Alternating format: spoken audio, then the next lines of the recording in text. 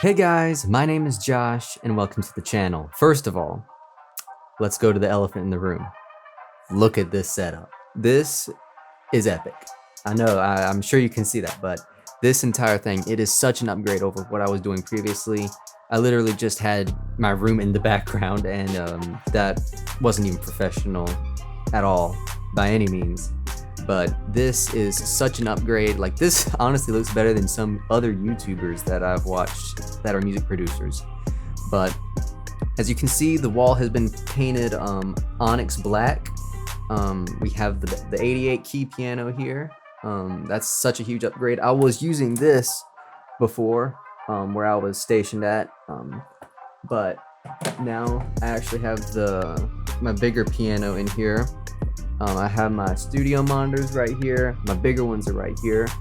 And I know that you can't see this, but this right there, excuse the microphone and the cable. This is a TV that was given to me. And I was like, bruh, I was like, I can use that for my studio. And it's so much easier now when I have people in here working with me. They don't have to all sit here. Like, they would get in here and they like huddle up right beside me and watch what I'm doing up here. And you know, it's not the most comfortable thing, but now they can go over there and sit down or wherever they just want to sit, and they can watch what I'm doing, point out some things, and it's just made life a lot easier. The other thing that needs to be addressed, obviously, is my time away. Don't think that it hasn't been on my mind this entire time that I've been away, because it really has. It's been weighing on me, and trying to find the real motivation to make a YouTube video. I know that you hear a lot of YouTubers come up and say this kind of stuff about motivation, but really when you have a lot that you're doing with not only being a YouTuber, but being a producer, it can be stressful.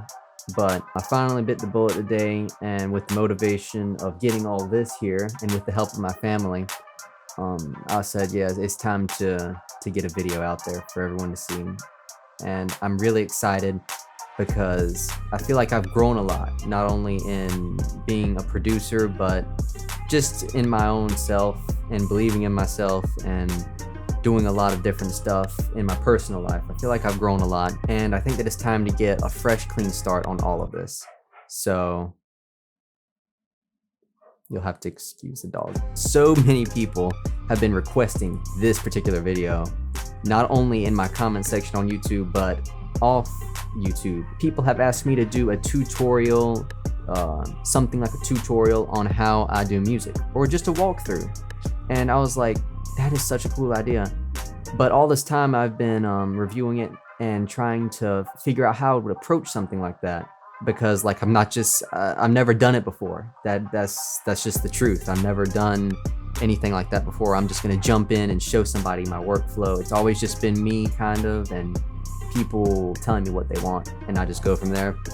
But I'm gonna do my best today, guys, to explain to you my exact workflow and how I go about making beats and just music in general. Today, I think I'm gonna focus more on the drum part and just how I put together beats for a song, and we'll go from there. I'm gonna take this one step at a time, guys, and I can't wait for you to go on this journey with me, because you might find that you like producing music. So let's get straight into it, and we'll start on the drum part, and I'll see you there. So here we are. This is my desktop right here, and what I'm gonna do is open FL Studio 20, and as you can see, it's loading up. And this is what you're greeted with, the very first thing here. And you have your basic loadout up here. This is your transport controls, pretty much. Whether you come here, this is where you load your instruments in, and this is pretty much the main hub for your samples or instruments. So if you wanted to tweak an instrument or a sample, this is where you'd be going. As you can see, loaded it up, fresh patch right here, completely clean, just a sampler, and that's just stock, it's in there. This is your browser over here. It can be customized to whatever you want. These are all your plugins, and this is basically where you go to drag clips in, your samples or your instruments. You can go from here. This is also a way to load in your plugins. To right click on that and you'll bring up this thing. It's pretty cool. You can drag in whatever you want and it loads it up. Just like that. But for today, I'm just gonna be fixing with the drums. As you can see right here, here is my added folder. I really like Cymatics drums, but if you are a producer yourself or a musician, you'll know that most DAWs, digital audio workstations, come with their own stock set of drums. So in this case, FL Studio has drums, kicks, and they have their own stock kits right here. But for the purpose of just it sounding cool, I'm just gonna go with Cymatics. But don't get me wrong, those FL Studio stock drums, that is what I started with. I used those on at least my first 20 beats that I made. So yeah, definitely don't underestimate those because a lot of big producers still use those. But I really like the sound of Cymatics drums. You can get a ton of free stuff from them, free sample packs, and it's really worth it. Their stuff is really high quality. If we come over here to let's say traps and 808s premium, a trap and 808s, I'm thinking maybe we could do a trap kind of beat. If you don't know trap, it's basically what they use in rap music. You can always go with drum loops, you know. That's literally what they do. They make their own drum pattern, make it about 8 bars long, and they'll loop it throughout the whole song, and then maybe create a separate drum pattern for a breakdown, and then go back to the normal loop that they made. I know that a lot of producers, such as myself, have always, you know, found shame in using loops and stuff because it doesn't give it that original quality. And so I usually opt into doing my own custom drums because I want it to come from inside of me. But if it works and if you're feeling it, there is nothing wrong with that. But for the purpose of this video, I'm going to keep it simple, and I am going to stick with making my own drum beats. I'm going to turn my volume down too. I'm going to turn my volume down so that I'm not blowing myself out while I'm trying to listen to myself talk. We can go through these kicks right here. Okay, maybe a little bit more volume. I'm really liking that one, actually. We can tinker with it. I'm thinking that one. Let's see. So as you saw, just dragged it into it like that. It drags in a little squiggly thing like this if you zoom in really close. That's the waveform. And as you may have known, the closer waves get, like, you know, waveform may look like that. It's kind of like that squiggly line right there. Well, the closer waves get, they make a sound, a specific sound. And in this case, this waveform has made a kick. So we put that there, and we can copy it, mess with it, do whatever we want. And there's our kick pattern right there. Now, this is probably going to be pretty fast because it's 140 BPM.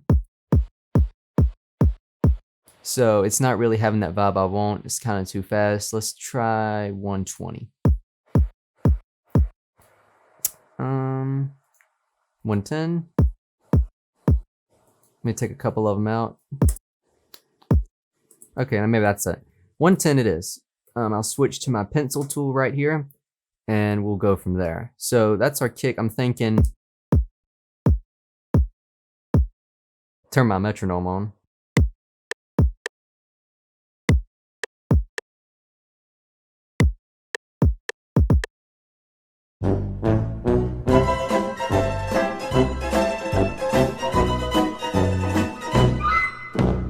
I'm gonna erase these clips here. But why? You can do this and put the clips in it just like this, but after a while it'll kind of start to get tricky when you want to have a bit more freedom with the waveform. So what I usually do is I won't put them into the playlist as raw sample files. I'll take them out, and you'll think, well, where did my kick go? Well, that's where this comes into play right here, your channel rack. And as I told you earlier, this is where you're going to be navigating to tinker with your effects, your instruments, your sounds, and all of that. So as you can see, we now have Cymatics, Trap, and 808s kicked in up here. Before it was just empty sampler channel, but now we have this. We can rename this to kick, and we can color it. You click on this, you have this beautiful color wheel here, and we can make it a nice blue. I like blue. I like royal blue because I'm the king.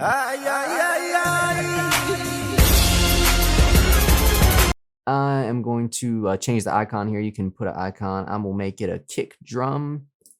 And there you go. Made things a lot simpler. You can always do that, but I'm going to make a pattern, an actual pattern. So this is what you're going to use if you're actually playing the piano or an instrument. You're always going to have to use one of these patterns.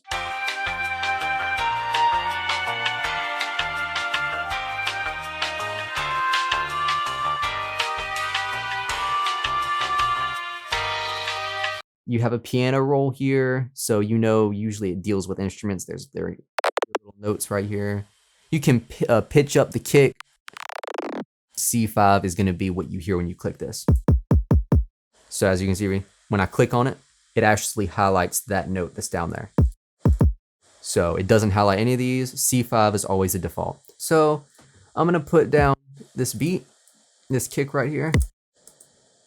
And this is your velocities. The higher this is to the top, as you can see in your top left panel right up here, the higher this is, it says 100%. If I take it down, it says 60%. And velocity just means the harshness, the loudness of the sound. So super loud, super soft. As a kick, we want it to be pretty loud. So max. C5, let's go. Metronome. Let's see. There we go. I think that's pretty cool. And all I have to do is select this by right-clicking on the top bar up here where it says 3. Right-click, and I'll drag the selection that I want. As you can see, it highlights these notes right here. I can hit Control and B, and that will automatically copy them to the following thing. As you can see, it went from here to here. So it'll copy it just like that. So now when I play it,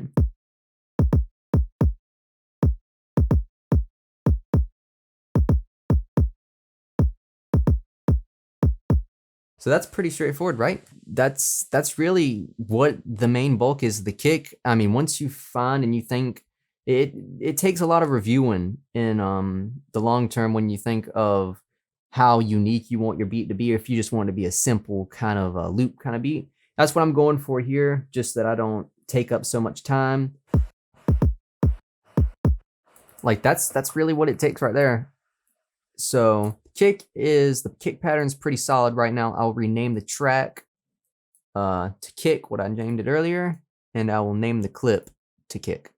So kick is done for now, and we will come over here to our browser again under one shots in the trap and 808s, and we will go to snares. That's really the next thing. So a lot of great sounds we got here.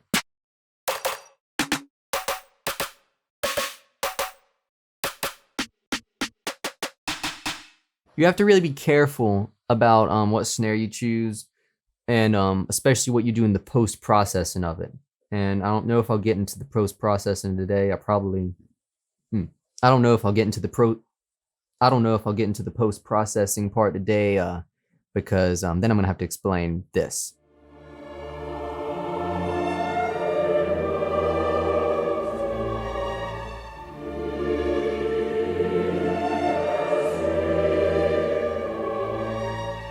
But yeah, trust me, it's not that complicated. When you take and you try a lot of times mixing, you take and you try and brighten some of the sounds. A lot of people really do that with the snares, and then it sounds less of a snare and more like white noise. You want it to have a good solid level of thud in the low end with the bass of a snare, and not too much on the high end. You want a good balance. I'll explain it later when we get to that part. But for now, we'll just pick a snare sample. And we can actually run it with the beat, and we'll check it out.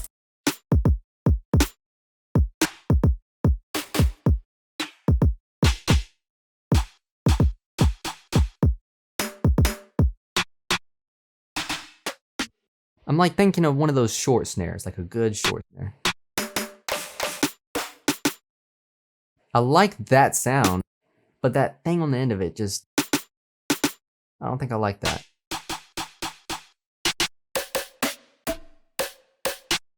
I like that one. That's okay. These two are really calling.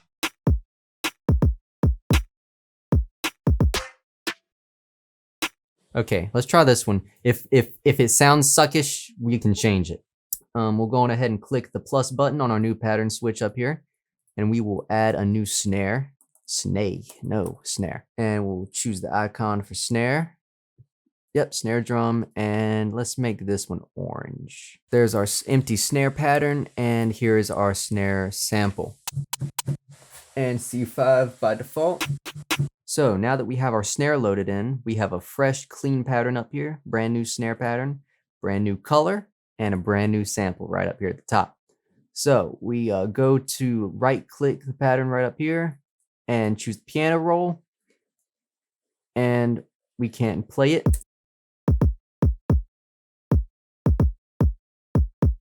So all we have to do is, remember, find C5 on our piano scale, and we just click right there and make sure our velocities are all the way up. I find that is a common problem.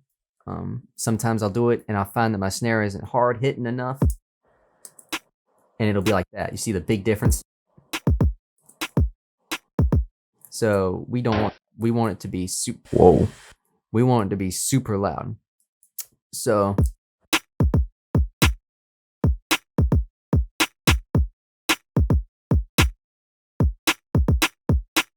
and this is where doing it in the piano roll is really fun, because if you do it by sample and you find that you want to like pitch something up, you can do it, but you have to be careful, because if you have several snares like this and you're like, well, I want to pitch this one up, you can take the pitch wheel right here in your sample, select in your sample options for that snare. You can pitch it up all right, but by pitching it up, watch this. You just pitched all of them up. That's a common problem. All you have to do is make that particular sample unique, just like that. And now no matter what you do to that sample, all the others will stay the same. Now, what that causes is more samples, because you probably just noticed that in this corner right here, you just loaded another sample in. It's the same sample, but you've tweaked it, and you don't want those others to be tweaked, so it has to be separated. After a while, if you keep doing that, you'll have like 20 of the same snares, and it just starts to be a hassle. So I'm going to delete that, stick with my default snare. And what is so amazing about doing the piano roll is I can just do this instead of having to use that pitch wheel. Let's say I want to go.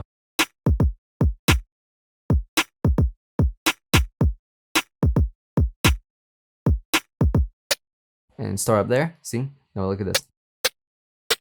Let's see.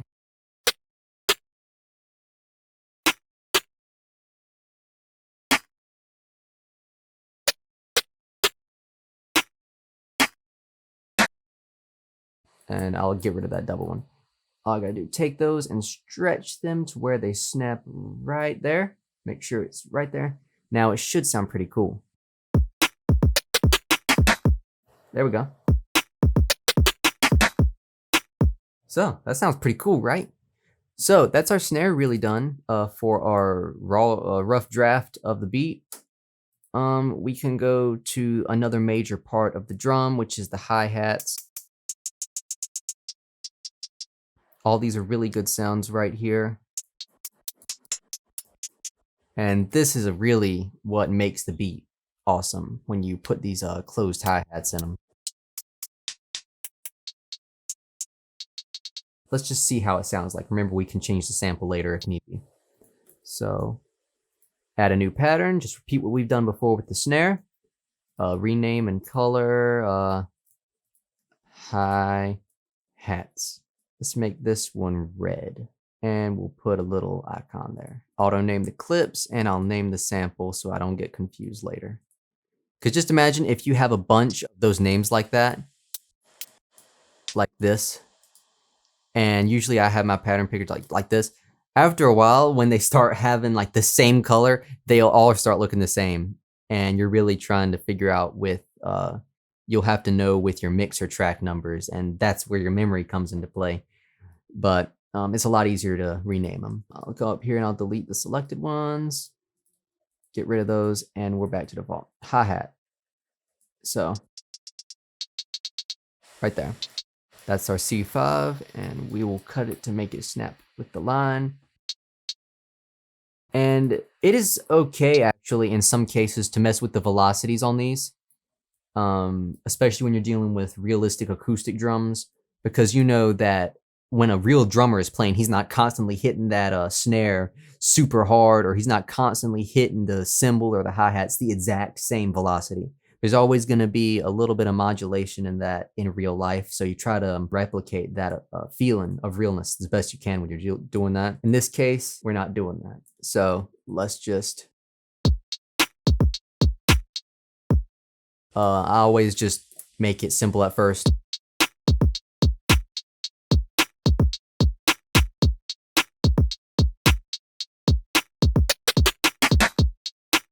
That's a good start for that. Let's now that we have our basic hat down, now we can start messing with it. Copy 1, 2, 3, 4. Let's see, is that the right number I want? I want it to be right there. Let's try that. Now move it back to C5.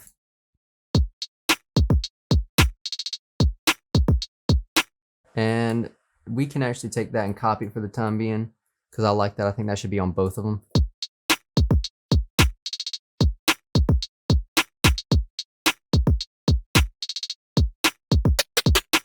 So what I'm gonna do one last thing with the hats. I'm gonna copy that. You're gonna say, "Whoa, that's looks like it's gonna sound bad," and it probably will, like this. Oh, it doesn't sound too bad. Let's see. Is that what I'm wanting? I think I want it to be even faster. So let's try this. Now you're probably thinking that's blasphemous, but there we go. Here we go. So let's see what that sounds like from the beginning.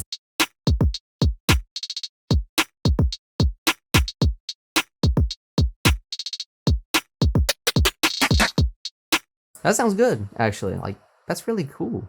That's actually like, then you start getting into percussion and stuff, but that's really the basis. That's how I start my beats. I put kick, snare, hi-hats, and I'll go from.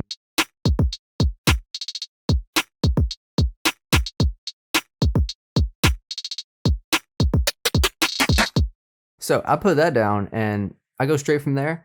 What you may know next is they'll put percussions, and there is a section for that in this particular sample pack.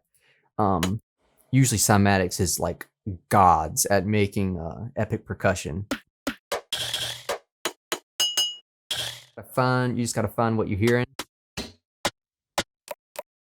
That's when it takes diving deep and searching for it. And you know, some producers make their own percussion. You know, they don't just get these sample packs. They're talented enough to actually make their own. Or they'll just get a condenser mic, actually buy the physical percussion like cowbells and triangles, and they'll do it themselves. So I'm hoping to actually be able to do that someday, because that's really where you get into the real feeling, grooving stuff.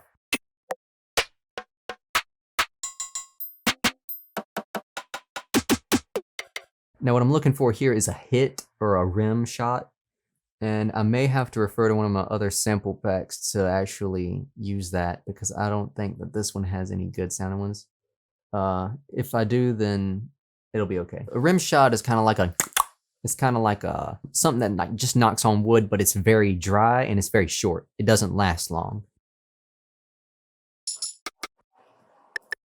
There we go. That's it. That's the one.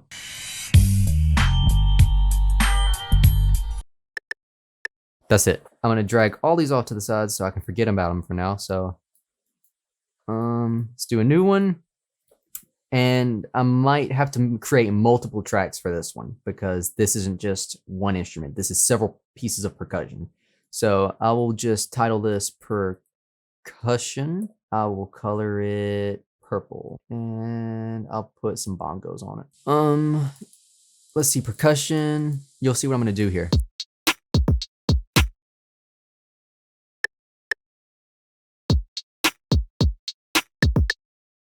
There we go. Yeah, you see that? Yeah.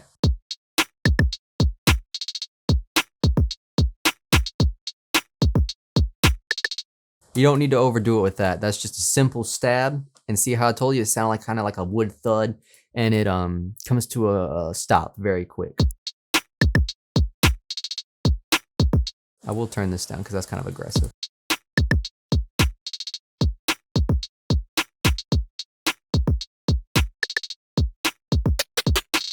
I can actually come to this snare too, and I think I might shorten just a little bit. Or rather take the length off right there.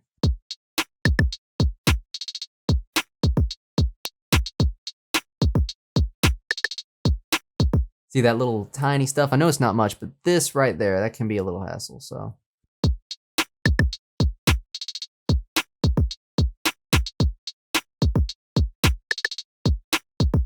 And what I meant by creating separate tracks and like a ton of them for percussion, because this isn't just one instrument, I dragged those other ones in, all these right here. I'm gonna have to take this percussion track right here, and the bottom track, I have to right click on it and put group with it.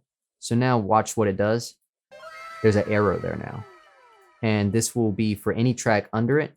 I can do this group, just like that. Let's say that this was a huge amount of percussion in this particular song, and I went and put like 20 tracks of percussion. After a while, when you zoom out here, it's gonna be a ton of percussion. And you have other instruments in your song you need to look at. So this is basically like a zipper. You unzip it to look at your tracks and stuff, and when you're done, you zip it up. You can even take this track and zip it up too, and you won't have to worry about it. I'm not so sure or confident that I'm gonna use these tracks yet. I'll take a look at them. Let's see. This one, what's this one? I might be able to pitch that up and do something with it. Let's see.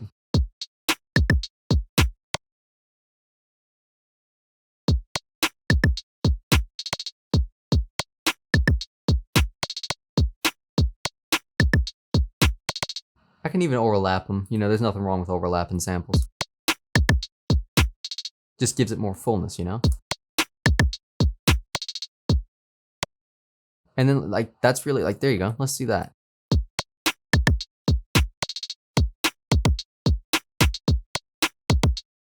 There you go. And that's something that's, like, completely in the back of your mind when you're listening to a rap song. You're listening to the person like Cardi B or Nicki Minaj or something like that, and you know, you're focusing on their voice and they're rapping and their words and everything, but that's that stuff that you don't notice. But if it was taken out, you would be like, this sucks. It's a good beat and all, but you know, it's just the hot sauce in the chili. Don't know where I got that analogy from, but it was epic. I'm not so sure I'll use that. I'm gonna get that out of there because that sounds tacky. What's this one? Okay, that's a cowbell. Don't want that. That's pretty cool.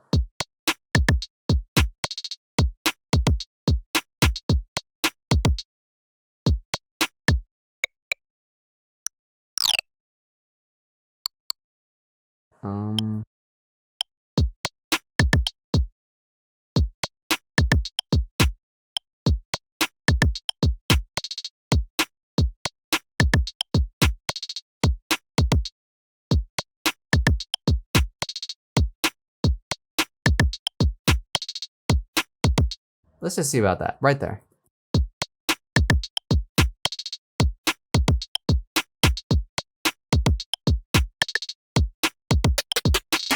It doesn't need to be too much because we have the snare. That's the big attraction right there. That snare going tick, tick, tick, tick, tick, tick. We don't want to overdo it with the percussion. Obviously, the percussion is a big piece of it, but overdoing it will take away from the oomph of the beat.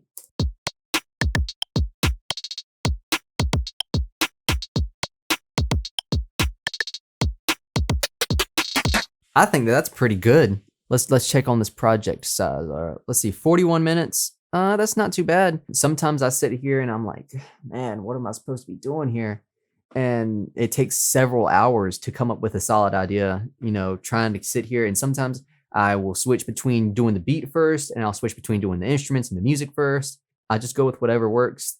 I know that you're supposed to have like a solid flow, but sometimes, I've found that doing either helps and just switching it up every once in a while. Because if you say, I'm going to start with the beat, I'm not going to start with anything else, I'm made my mind up, I'm just doing that, you could be missing out on song ideas and you could accidentally make an amazing beat. You're always going to find stuff that you don't necessarily mean to find. When I'm just sitting here playing the piano or playing some instruments and I'll hit a chord that's like, whoa, that is awesome. And it's just because my fourth finger was a key below what I originally planned for it to be, but it sounded epic. In terms of this beat right here, we can do so much to it, but I'm not going to include it in this video because that's when you're going to have to start diving into effects and post-processing and volumes and EQs and compression, all that. And right now, I'm not going to give you a headache. This was just a simple, review of how I kind of do it and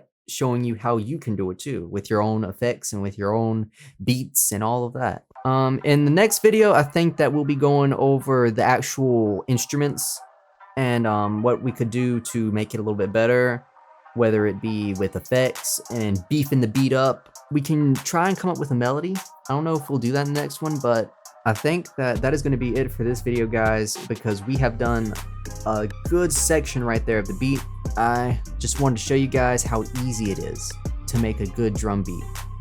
And you can do this on mobile too, because they have an FL Studio Mobile. FL Studio Mobile is awesome. You can put it on your phone. I think it's like 15 bucks, but it is basically what this is that I'm working in, except it's for your phone and you can make music anywhere. I actually started out using that, believe it or not. Some of my very first songs, yeah, I was really an amateur, but they were with this, and eventually I worked my way up to using this, and it has helped me so much. That is what kickstarted this. You guys can start out using stuff like that and you can make beats just like this. You don't need the most expensive speakers or the most expensive keyboard in the world. Like you just saw, I just used a couple of samples that I drug in from the browser and made this beat. I haven't even used any effects, and you could do the same thing on any mobile device or anything. You don't need the most expensive stuff. For now, I think that we're gonna close down the shop, and as I said, we're taking it one step at a time, and hopefully by the end of this, we'll have made, if not an entire song, we'll have at least made a pretty cool drop for a beat or something like that. I hope you guys enjoyed this video. I hope that it was fulfilling to your needs of watching me produce a beat. If you really liked it, if you really liked my commentary, leave a comment below, leave a like, subscribe, share it to your friends if they want to become producers too. I'm not going to talk stuff that's just going to go over your head or be too big for you to comprehend, because I understand where you're coming from. I'm not a big shot coming from the city and a know-it-all. I was just like you guys at first, and if you're ready to start in your producer life, if you're ready to make music, just take that step. And you start from wherever you feel you're comfortable at, and you'll gradually grow. It's taken me 4 years to get to where I am now, but each year that I've progressed and pushed toward that goal, I know in the end, each second, each hour, each day, each week, each month, and each year will have been worth it. But I believe in you guys. I know you guys have great things in you, and the world can't wait to see it. But I'm going to end it there. I hope that you guys had an amazing time watching me produce this. And I'll see you again soon. We'll be continuing this. Bye.